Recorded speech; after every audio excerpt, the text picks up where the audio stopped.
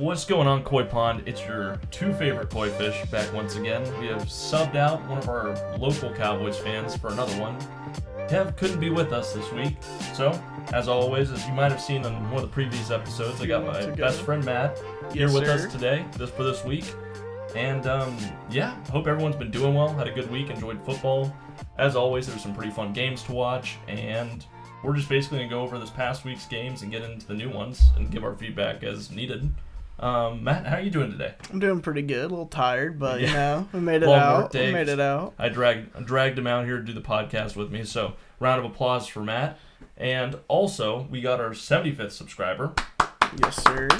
Whoever you are, number 75, thank you very much. That is a 3/4 of the way to 100, and I can live with that. I can live with that. Progress. Nevertheless, we'll go ahead and deep dive in past week's games, and go from there. Starting out with the Bills-Dolphins. Yeah. I mean, Tua's back and dead. Yep. You hate to see it.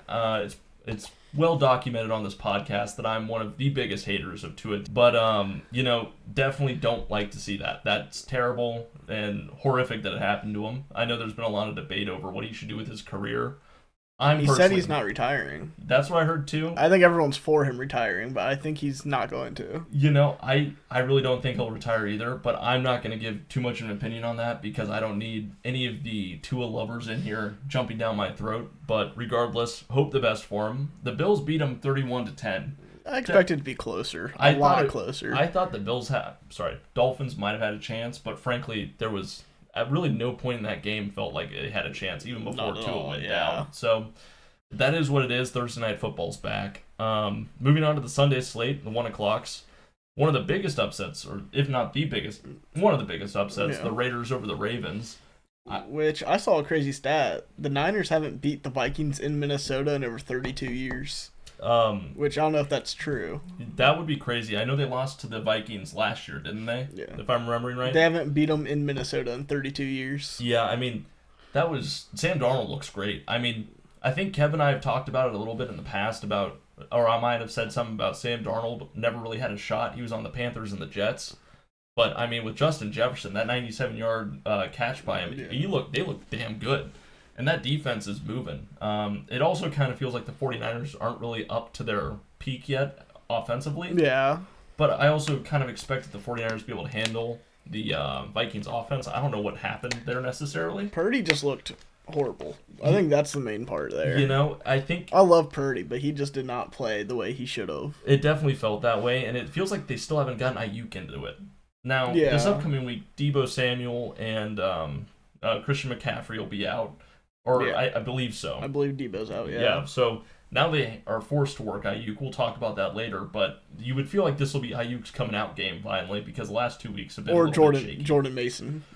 Taking over. Mason might just run it for 200 yards for all I know. But regardless, next game, Ravens.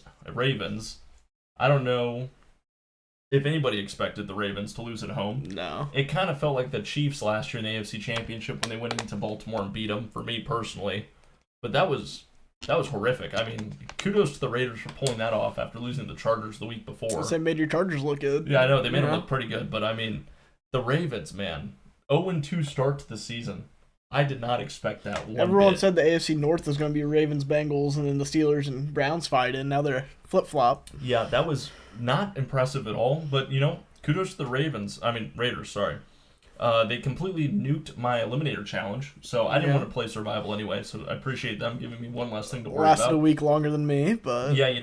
what was the back-to-back weeks was the two deepest spreads or something like that, so ultimately it's like half the people are out automatically now. 25% went out on the Bengals week 1, included me. Yeah. I think another 25 went out with the Ravens week 2. So, there you go. No one's playing Survival, Let's all have a moment of silence for all those leagues that we all lost in. But nevertheless, the bigger funeral, I would say the Saints over the Cowboys this weekend. That was unfortunate.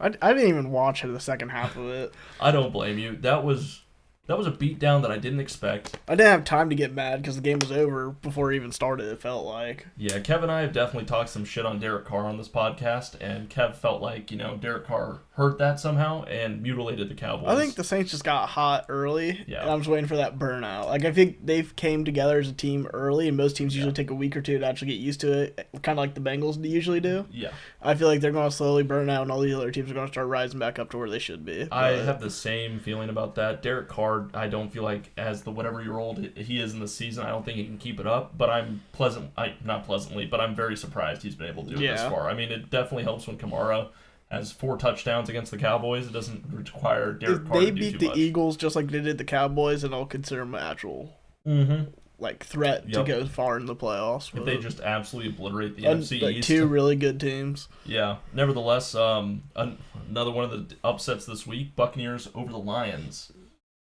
I did not expect that at Ford Field. No. One bit. Again, it felt like, even with the Motor City Dan Campbell special that they pulled off, with, being at home, Jameson Williams looking good. They got Amon-Ra kind of worked into the game. They started getting there. More than he did that Sunday night game against the Rams, at least. 2 catches. But, a low-scoring affair where the Buccaneers win. Baker Mayfield's back, baby. Mike Evans is back. Yeah, Mike Evans. That dude could have had a top 10 of himself just from that game alone. Yeah, I don't understand. I don't know. Some of the coaching on the Lions side didn't look great.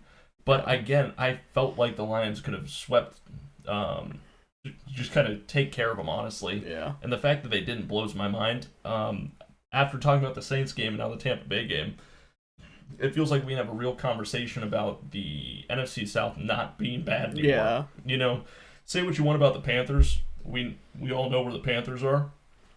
But Buccaneers and Saints both being out here. 2-0, I believe, both of them. Yep.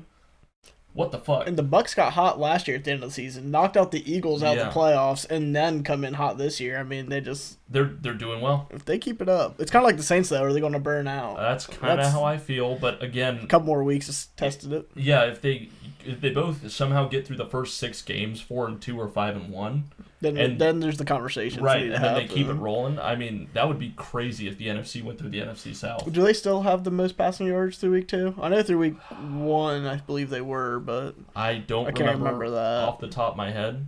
But maybe I'll look that up here in a little bit. Yeah.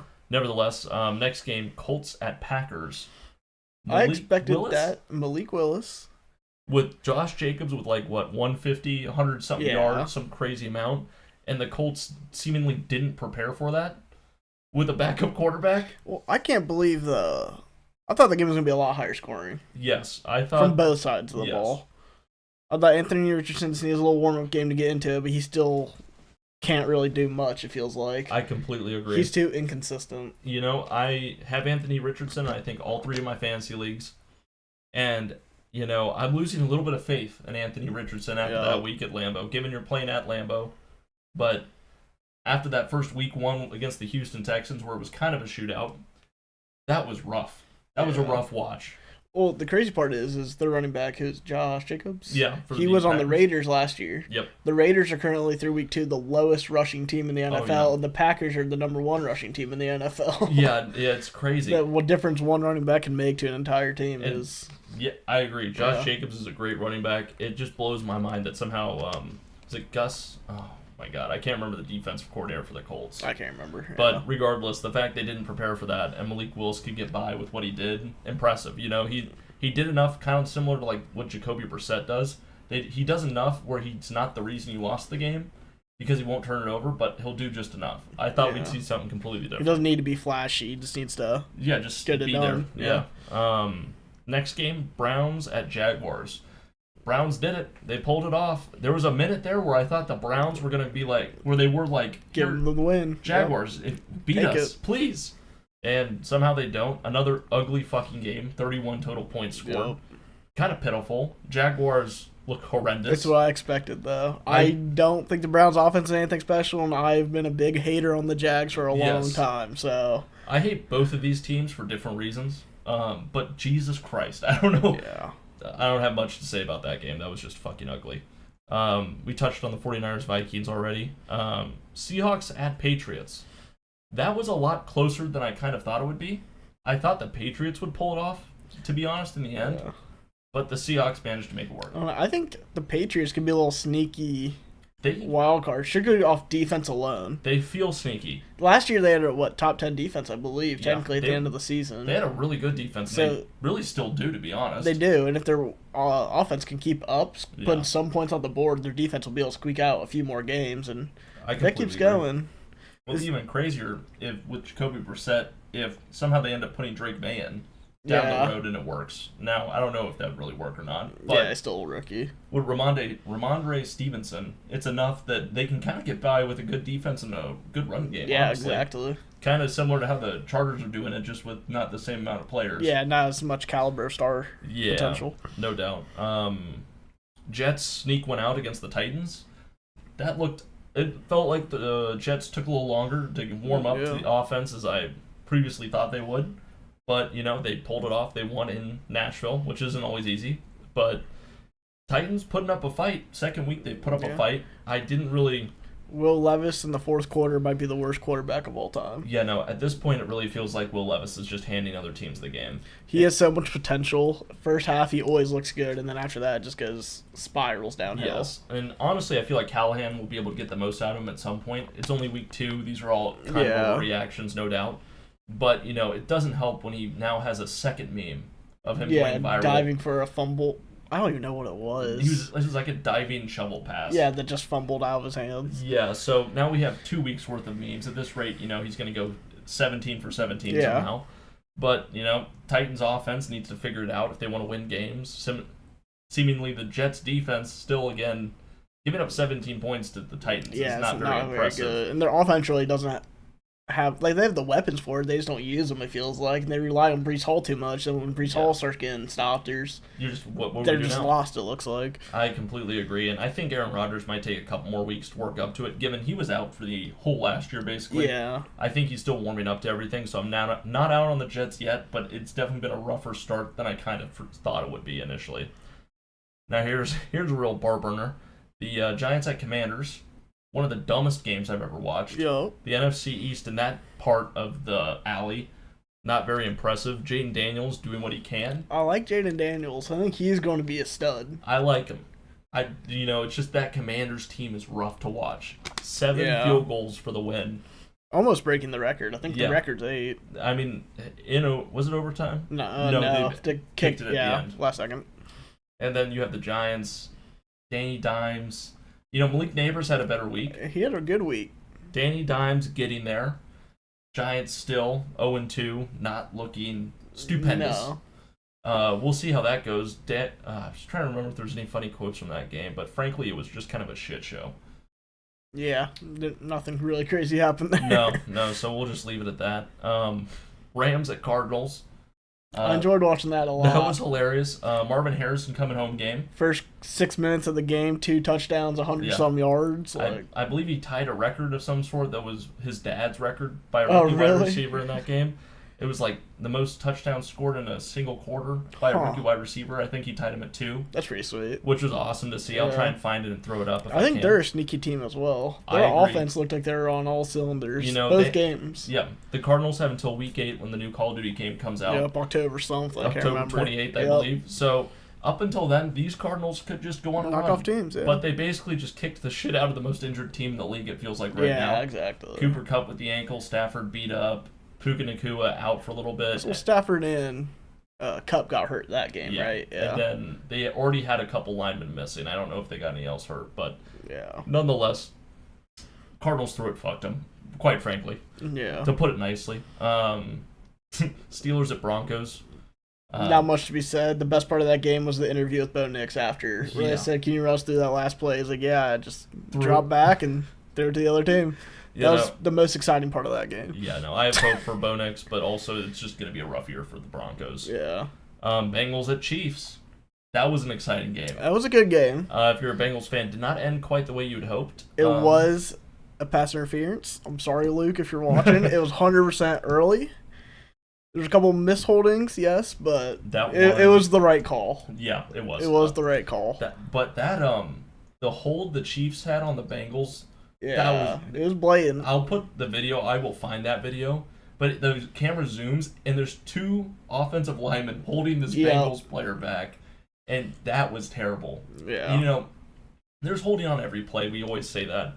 But you have to call the holding plays that impact the play. Evenly, yeah. Yeah, and the fact that I think that guy ended up getting involved in the play and maybe missing it by a short bit or something, but that's damning. That's a tough loss as a Bengals fan. However, it's nice to see the Bengals are alive. Yeah. Well, regardless, when they have T. Higgins back, life will get better. But after losing to the Patriots in the home opener, this is a step in the right direction. Yeah. Historically, the Bengals' first 2 games, not good in the last decade. But it's also looking scary because usually the Chiefs are just a mid-team in their season and then go crazy in the playoffs. Yeah. But now they've beaten the Ravens and the Bengals. They did lose Pacheco for a bit, though. They did lose Pacheco, but they just beat 2 tough teams in the first 2 weeks.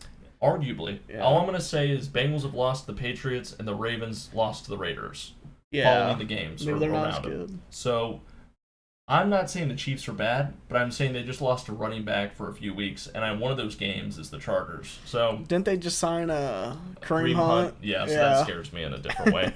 Sunday Night Football. Bears at Texans. Caleb Williams, right now, is rated. He's still working up. Rookie quarterback. I'm really not going to make it sound any worse, but, I mean, he was rough to watch. He shouldn't have been the number 1 overall. I think the Bears, for a team with a rookie quarterback, have the most complete team still. Oh, for sure. Yeah, they built all offseason strictly around him. Yeah. And he still hasn't thrown a passing touchdown yet. No. And I think he's 2 games thrown 200 yards. Yeah, if even that, honestly. I might have rounded up in that statement. And Keenan Allen being hurt. Drake Mason on the bench is as many touchdowns as all 3 rookie quarterbacks have combined. And I don't think... you're 100% right. And it's a rough class. I was kind of surprised that, Mixon got hurt. That's what was up in this game. Yeah, Mixon got hurt. My parlay. Yeah, but I was with you on that. But Texans still pulled it off. I was kind of surprised it was only 6. RIP the people that got it at 6.5. The books know. But, that was kind of an ugly showing all around. I can't remember in that game Stroud's passing in that. I remember he had a couple big plays, though. He did, because Nico Collins was having a good game. That's what that was. Yep. He had a good game. The Bears, I'm trying to remember how they got to 13. I feel like an idiot. Caleb Williams had 174 passing. Okay. But he had 93 the first game, and then Stroud had 260. Okay. 23 of 26, though. That's pretty solid. Yeah, Nico had 135 yards with an average of 17. So Herbert got that passing touchdown. That's right. Okay. Rushing touchdown. Yep. Makes sense. A little underwhelming. I think everyone thought this game would be... It's prime time. Most prime time games nowadays are so low scoring. And... Prime time unders still locked. Yep. Leading into that, Falcons at Eagles. What a fucking game that was. That made me happy. That made me very happy as well. I will not understand why at the end they decided to pass the ball to Saquon. Just run it with Saquon. You have the best O-line. Even a run play with Jalen Hurts. You have the best, I'd say one of the best mobile running quarterbacks in the game. Well, I think it had like 60 the best O-line with one of the best running backs, and you decided to go for a pat. I completely agree. It's one of those things where I think they were trying to get Saquon that touchdown, maybe. Yeah. Well, hindsight, it was kind of a good play if he would have caught it. No one would ever be dissing this because no one would expect him to go for the pass. No. But it's just so risky to do in that situation. Sirianni kind of threw him under the bus at the end of the game in the press conference, too, where he was like, well, he was supposed to throw the ball if he was wide open. Yeah. And he was wide open for the most part, if I'm remembering it right. And the fact that they just threw it and Saquon doesn't catch that ball, I don't know. Sirianni has been a weird coach for me for a long time. He's been funny, but he hasn't been respected like Dan Campbell has been. So there's an element to that where I'm like, okay, when are you just weird? I also don't like what's it called, prevention defense they try to do. Mm-hmm. Where you just keep pulling people back so they don't get long plays, and they go down the field 75 yards in 3 plays with no timeouts and a minute 30 left. The entire fourth quarter was screwed up by the Eagles. The situation. The coaching of that, and that leads me to my second point. Vic Fangio's an idiot. I'll do that. There we go. He was the Broncos head coach there for a little bit. He was the one that got mad at John Harbaugh when Lamar ran to keep his 40 or 60 yard per quarterback a game alive. got his boots and twist about that, got fired from the Broncos, went to the Dolphins to be defensive coordinator when none of the players respected him. Yeah. Now he's with the Eagles doing that shit in the fourth quarter. I don't think the Eagles are dead, but let's have a conversation. Yeah. You know, that's a tough primetime game to lose. They should technically have one of the best offenses in the league with Saquon, Hurts, O-line, plus A.J. Brown, Devontae Smith, Dallas Goedert. A.J. Brown being out showed that those other wide receivers aren't great. Can't keep up. Devontae Smith, amazing, no doubt about it. The rest of them, not sure. Said the fallacies. But also, kudos to Kirk Cochains. That Eagles defense cannot stop the run, so Bijan had himself a game, and Kirk Cousins marched down the field in a 2-minute drill and won the game. Yeah, it kind of went against everything I believed in because Kirk won in primetime in the moment he needed to. Yeah. So, hats off to you, Kirk Cochains. You're alive. Good to see. And that's it for the games this past week. We actually did that in pretty good time. On to the next week. Yeah, that worked for you? I don't know if you have anything to say about last week or not. Not really. Any comments? Too many upsets. That was a lot of upsets. And just so you guys know, I was kind of checking how last year's spreads and everything went compared to the year before that even. And historically, the week 2 has had the most covers that did... had the most spreads that didn't cover. But week 3 had a lot of spreads that covered. So it feels like this upcoming week, favorites are kind of your go-to pick. Now that I said that, we'll see if that really happens. I'm just going based off what I've seen in the past. So, not gambling advice. Call the helpline, as I have. No, I'm just kidding. As I have. Thursday night this week, or today when this comes out. Yep. Patriots at Jets.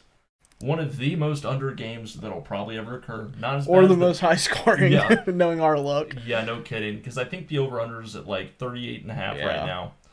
The fact that we're forced to watch this game is a little disappointing. However, that's how it goes. Thursday night games somehow always have the weirdest ones. I think the Denver Broncos-Colts game that had no touchdowns in it was a Thursday night game, so maybe this will be the repeat. Jets favored 6.5, over under 38.5. I'm taking Patriots. You're taking Patriots? I'm taking Patriots. Well, you are, as the guest picker of this week, if you'd like to make a pick on the over-under, be my guest. We're currently 1-1. I've lost one, Kevin's won one. And it's always primetime? We always do the Thursday night primetime. I mean, I'm going to go the under. You're going to go the under? Under and Patriots. Primetime unders. You heard it here first.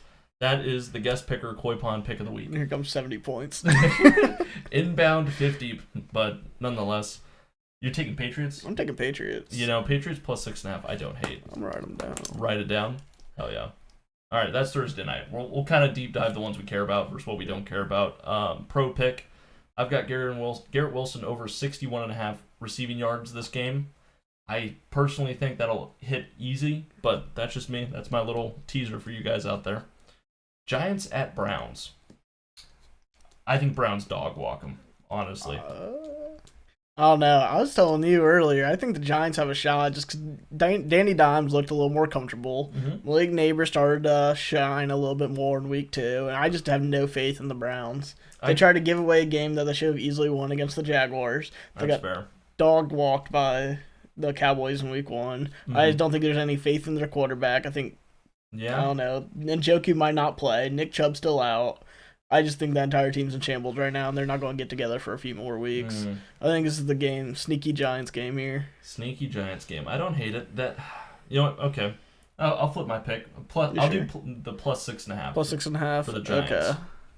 I should start keeping track of this. I have no idea how Kevin and I did last week. I don't think we did too well because of all those upsets. So that was our training game or training week. Whoops! Oh shit! Oh. Sorry, listeners. I'd probably just beat the shit out of your ears doing that. Bears at Colts. I'm going to have to go Colts. I'm going Colts, yeah. I mean, I have to assume this game will be tied, and then Caleb Williams throws a pick 6. Yeah. And the Colts win by 3. Yeah, we'll just keep it. I don't care about that one. Texans at Vikings. This is interesting. This is a pick'em. I don't know if Justin Jefferson might be out. As of right now, I don't know. Joe Mixon might be out. So then there's 2 huge weapons gone. Yeah. I'd probably... At the Vikings, though. Oh, my God. I'm leaning Texans. I think the Texans are just more, all around a better team, personally. I agree. I think I'm going to go minus 2.5 for the Texans. Personally, again, like you said, I think the Texans could do more with Joe Mixon out than the Vikings can do with Justin Jefferson out, personally. Eagles, Saints, 2.5. I don't like this one. I'm taking Saints minus 2.5. You're taking Saints? If the Eagles couldn't win at home, I don't think they can cover away. That's a thing, though, man. When is Derek Carr going to burn out? I don't know if it's week 3. I'm guessing 5 or 6. And Kamara could have a pop-off game against the Eagles because the last 4 touchdowns last. For the last 2 weeks, the Eagles have let up yards on. I don't believe in Vic Fangio's defense personally. It goes beyond Derek Carr for me because I'm already a documented hater, as I've said. I'll run Saints with you. Chargers at Steelers. Herbert is playing. He is. Okay. T.J. Watt will be at his ankles, nevertheless. Joe Alt has done well against Max Crosby. Joe Alt, man. That's rookie of the year so far. I'm a big Control-Delete fan, but I'm going to abstain from this pick because there's probably some bias. I think the Chargers have it, personally. Yeah. The Steelers' offense isn't looking that great, and I think J.K. Dobbins is good enough to run it for better them. enough to run it through. Their defense looks solid if they can stay away from Watt. Yeah. If they stay away from Watt, they win the game. If Watt gets through a million times, then it's over. It's all on Joe Alt. No, I completely agree. Yeah. Or Rashawn Slater, whoever T.J. Watt targets exactly. more. All right, there's that. Broncos at Buccaneers. I mean, does Baker throw for 500 yards this game? Or 4 interceptions? yeah, seriously. No, I'm taking Bucks. I feel like that's not going to be close. No, the 6.5 feels generous. I feel like that should be generous. 8.5 or 9.5, personally. So you're going Bucks? Yeah, I am. Packers at Titans. Personally, I don't know there. Titans are favored. Titans are favored? Yeah, they have a good defense. It's at Tennessee. But Packers have a solid defense there, defending against Will Levis. I know, that's my thought. And running back, I don't think with Tyjae Spears and Tony Pollard, that's who else is the I'm going Packers. I can get behind that. I'm biased against Pollard. No, that's fine. Dude has more rushing touchdowns he did this year than I think he did on the Cowboys last year. Will Levis is 2 for 2 with throwing memes. I think we get a third one in this game, honestly. Yeah. I mean, I don't... If Anthony Richardson's that good, what does that make Will Levis? And they're playing him next. I like it. You're going Green Bay? Yeah, why not? 2.5. You get a little... You might as well just take the money line at that point. I'd just take the money line at that point, yeah. Not gambling advice. Panthers at Raiders. 5.5 favorites. I don't know how they're not... No, I'm kidding. If the Raiders go from close game with the Chargers to beating the Ravens in Baltimore to losing to the Panthers at home... That's a disappointment. I just want to scratch that entire team. And just... Yeah. And Andy Dalton is starting. Andy Dalton is starting. The Red Rocket, Mr. Rifle, whatever you want to call him, without him. I also saw a thing on dropbacks. Bryce Young is one of the least pressured QBs in the league. Really? Their O-line is actually better than it makes it out to be. But Bryce Young's just... I want to say it was... I can't remember. I can't remember the exact stat I read. Forgive me if I'm wrong there. But I'm pretty sure I saw a stat that said Bryce Young is one of the least pressured when he actually does a dropback. Interesting. Yeah, so people always blame the O-line, but it turns out the O-line, he gets sacked a lot. He does. But he also scrambles and doesn't scramble. That's what I'm saying. He scrambles and gets sacked. Yeah. All right. So I'm taking Raiders. Yeah. End of the day. Sorry, Dalton. Dolphins at Seahawks. Seahawks minus 4.5. Seahawks is a defensive team again. Yeah. I mean, they have good wide receivers. They have a good quarterback. They just haven't got it to mesh. Is Kenneth Walker back? There's no way. I don't know. I don't think so. I don't think he is either. Don't Could be quote wrong. us. But I'd have to go Seahawks. Dolphins are traveling across the country. Yeah. Dolphins no longer have Tua this week, obviously. I'm going to have to just go. And is there one of the Russian running backs still hurt? I can't remember who. Was it Mostert was out last week? I think he was out last. Yeah, he was. He was out last week. So even if he comes back, he's not going to be 100% healthy. Right. Yeah. So they have A-Chain still. They but probably won't rush him back when they have 4 running backs too, right? And a hurt quarterback. Yeah. Yeah, I'm gonna go Seahawks. I'm going Seahawks. Now this is kind of interesting. Detroit at Arizona. Detroit is favored. I like Detroit in this, but Arizona scares me. I might just take the over 51.5. I like that. I could see this game going to the moon, but also Detroit held Tampa Bay pretty well. Sorry. If Detroit's going to come back for a revenge game, not on the Cardinals, just us. After last year, how good they were doing, they lost week 2 this year. I feel like they're coming in with some fire in them. Mm-hmm. I think Detroit's going to win that. I don't think it's going to be a blowout, but I think Detroit's going to squeak by them at the end of the day. I could see that. I might stay away, honestly. I might abstain, but if I had to lean, it might be the over 51. Even though that feels scary. That's a lot of points for these days, but kicking up field goals, you'll get there. Yeah, exactly. Ravens at Cowboys. Ravens favored by 1.5. I'm staying out of this one. This one's all you. You know what? It scares me because they both lost to teams I should not have lost to. It horrifies me. Cowboys are staying at home. They were at home last week for the Saints. Yeah, they both got stomped out. Well, not stomped, but yeah. They basically got stomped. I'd say losing to the Raiders is. Frankly, I don't know who I'd lead. I held the over-unders 48.5. I don't even like to pick that. No. You know what? We're just going to... Kevin can comment below who he thinks is going to win, and we'll leave it up to him as, our... No bias, of course. No bias. Our remote picker of the week. I don't want to touch that. I'm avoiding that one. Mm-hmm. Niners at Rams, divisional game. 49ers favored by 7. I don't care. Yeah. I don't care who wins this. This next few weeks is really going to show if Purdy deserves the money when his rookie contract's up. Personally, because if you can blow out a team without your 2 star players, it kind of shows you have something. Even though it is the Rams, their defense isn't that hurt. No. Their offenses. Right. I take 49ers minus 7, hoping it pushes worst case, because I think the Rams are banged up, and that LA stadium that the Chargers and Rams play at is always filled with the other team. Yeah, true. I would just pick the 49ers and minus 7. It's still on Cali, San Fran. So, yeah, exactly. Yeah. It's not really a far game, but personally, I would just take that. I'm taking San Fran.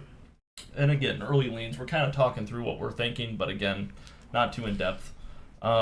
This is where the Rams find out another great wide receiver they had in the core, like Puka Nacua last year. It's that Robert Woods or whatever. Yeah, exactly.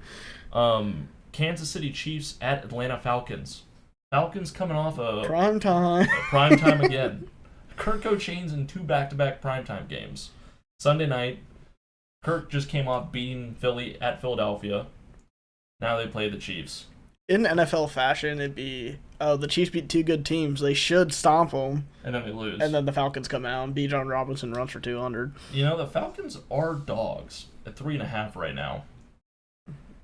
I'm not betting against the Falcons, personally.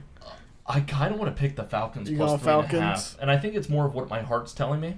And I have nothing to back this up whatsoever. I mean, I'm trying to think through this. The Chiefs played the Ravens, and the Chiefs played the Bengals. It was close against the Bengals. It was close both games. Yeah, within a possession. Did it?